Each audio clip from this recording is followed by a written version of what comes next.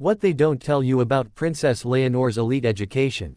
From the moment Princess Leonor of Spain stepped into the spotlight as a small child standing beside her parents on a palace balcony, the world was told a simple story: she is being prepared to be queen.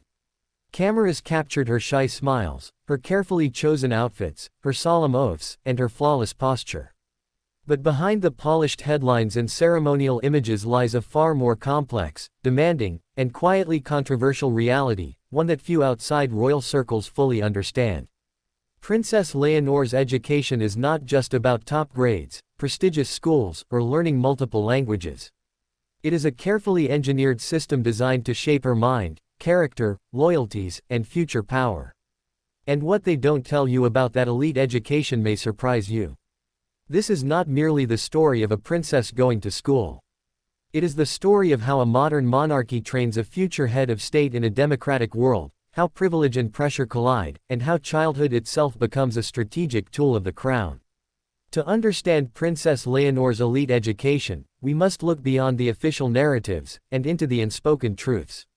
1. A crown that begins in the classroom. For most children, school is a place to discover who they are. For Princess Leonor, school has always been about discovering who she must become. Born on October 31, 2005, Leonor de Borbón y Ortiz became Princess of Asturias at the age of 9, following her father King Felipe VI's ascension to the throne. Overnight, her future was sealed by the Spanish Constitution. She was no longer just a royal child, she was the future queen. What many people don't realize is that from that moment on, every educational decision surrounding Leonor stopped being personal and became political. Her schooling was never just about academics. It was about legitimacy, symbolism, continuity, and national unity. Each school she attended, each subject she studied, and even each extracurricular activity was chosen with one question in mind: will this make Spain trust her one day? 2. The myth of a normal childhood. Royal sources often emphasize that Princess Leonor has had a normal education. This phrase appears repeatedly in palace statements and media reports. But what does normal really mean when your classmates know you will one day be their queen? Leonor began her education at Santa María de los Rosales School in Madrid, the same institution her father attended. On paper, it is a private but relatively traditional school. In reality, it is one of Spain's most elite academic environments, discreetly tailored for children of influence. While Leonor wore the same uniform as her peers and followed the same curriculum, her daily reality was anything but ordinary. She was accompanied by discreet security at all times. Her movements were carefully planned to avoid attention. Her teachers were briefed on protocol and confidentiality. Her behavior was constantly observed, evaluated, and reported. This is the first thing they don't tell you: Princess Leonor has never been just a student. She has always been a symbol in training. 3. Education as image control. Elite education for a future monarch is not only about knowledge, it is about image control. Every academic milestone Leonor reached was carefully communicated to the public. When she delivered her first public speech at the age of 13, it wasn't just a proud moment, it was a test. Her pronunciation, tone, posture, and emotional control were analyzed by commentators across Spain. Behind the scenes, her education included speech coaching to eliminate hesitation or regional accents, media awareness training to understand how words can be interpreted, emotional discipline, teaching her how to remain composed under pressure. Most students are encouraged to express themselves freely. Leonor, by contrast, is taught to express herself strategically. 4. Languages. Power beyond words. It is widely reported that Princess Leonor speaks Spanish and English fluently and has studied other languages such as French and possibly Catalan. But language education in royal households goes far beyond grammar and vocabulary. Language is power. Leonor's multilingual education is designed to prepare her for international diplomacy, enable her to connect with Spain's linguistic diversity, shape her worldview through different cultural lenses. What they don't tell you is that learning languages also teaches empathy, restraint, and diplomacy, skills essential for a constitutional monarch who must reign without ruling.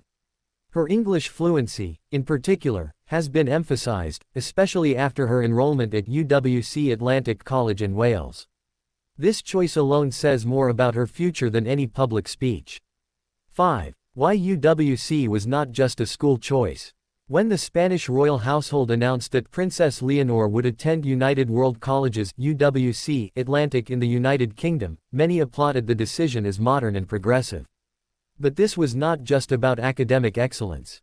UWC is known for its emphasis on global citizenship, social responsibility, multicultural understanding, conflict resolution. In other words, it trains future leaders, not just students. What they don't tell you is that UWC alumni include presidents, diplomats, CEOs, and global influencers. By sending Leonor there, the monarchy was embedding her into an international elite network that will quietly support her throughout her reign. This is education as long-term strategy. 6. The hidden pressure of representation. At UWC, Princess Leonor was not simply representing herself. She was representing Spain. Every interaction with classmates from different countries carried symbolic weight. Every debate, every group project, every social interaction contributed to how Spain's future queen would be perceived globally. Unlike her peers, she could not afford public mistakes. She could not experiment freely with identity. She could not disengage emotionally. Elite education, in her case, meant constant self-regulation. 7. Academic freedom versus constitutional duty. One of the least discussed aspects of Princess Leonor's education is what she cannot study freely. While many students explore controversial ideas, radical philosophies, or political ideologies, Leonor's academic freedom is constrained by her constitutional role. She must remain politically neutral, even in thought. This means discussions about republicanism, monarchy abolition, or radical reform are approached cautiously. Strong public opinions are discouraged. Intellectual curiosity is guided within safe boundaries. This is the paradox of elite royal education. The more privileged the student, the more restricted the freedom. 8. Military training, the education of authority. Perhaps the most misunderstood part of Princess Leonor's education is her military training.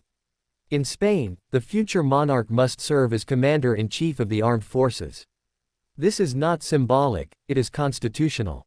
Leonor's military education includes physical endurance training, leadership under stress, hierarchical discipline, strategic thinking. What they don't tell you is that this phase of her education is meant to strip away comfort. Unlike her earlier schooling, military training exposes her to hardship, criticism, and failure. It is designed to ensure that authority is earned, not inherited. 9. Emotional education, the unseen curriculum. Elite education often ignores emotional development. In Leonor's case, emotional education is central. She is taught how to manage loneliness, how to handle public scrutiny, how to suppress personal pain for public duty. Unlike ordinary students, she cannot take a break from who she is. Her identity is inseparable from her role. This emotional discipline is one of the most demanding, and least acknowledged, parts of her education. 10. Comparison is a teaching tool. Princess Leonor has grown up under constant comparison, not just with other students but with her own family. She is often compared to her father, King Felipe VI, other European heirs like Princess Elizabeth of Belgium, historical Spanish monarchs. These comparisons are not accidental. They are used as motivational tools within elite royal education, reinforcing expectations and shaping ambition. 11. The cost of perfection. Elite education promises opportunity, but it also demands perfection. Princess Leonor's academic life leaves little room for failure, experimentation, rebellion. Every success is expected. Every mistake is magnified. What they don't tell you is that this pressure can be isolating. Even among elite peers, her experience is singular. 12. Privacy is a luxury she doesn't have. Most elite students enjoy discretion. Princess Leonor does not. Her grades, achievements, and milestones are public knowledge. Her privacy is negotiated, not guaranteed. Education, for her, happens under observation. 13. Preparing for a job she didn't choose. Perhaps the most profound truth about Princess Leonor's elite education is this: it prepares her for a life she did not choose. While many students dream and decide, Leonor fulfills. Her education is less about self-discovery and more about self-sacrifice.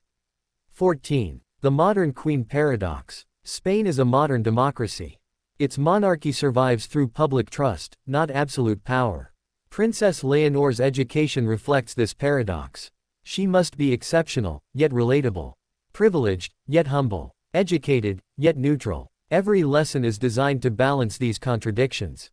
15. What the headlines miss. The media often highlights her elegance, her confidence, her academic excellence, but they rarely mention the loneliness, the pressure, the loss of anonymity. Elite education, in her case, is both a gift and a burden.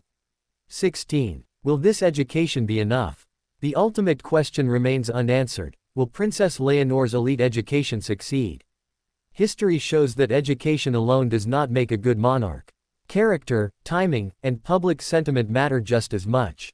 What they don't tell you is that her education is not about guaranteeing success, it is about minimizing failure. 17. A queen shaped by design. Princess Leonor is not being educated by chance. She is being shaped by design. Every book, every speech, every uniform, every lesson serves a purpose. Her elite education is a silent contract between the monarchy and the nation, a promise that the crown takes its future seriously. 18. The final truth they rarely say out loud. What they don't tell you about Princess Leonor's elite education is this. It is not meant to make her happy. It is meant to make her ready. Ready to serve, ready to endure, ready to represent a country that will one day judge her not by her childhood, but by her reign. And as she walks this carefully constructed path, from classroom to palace to command, one thing becomes clear: her education is not just shaping a queen. It is shaping the future of Spain itself. And perhaps that is the most elite lesson of all.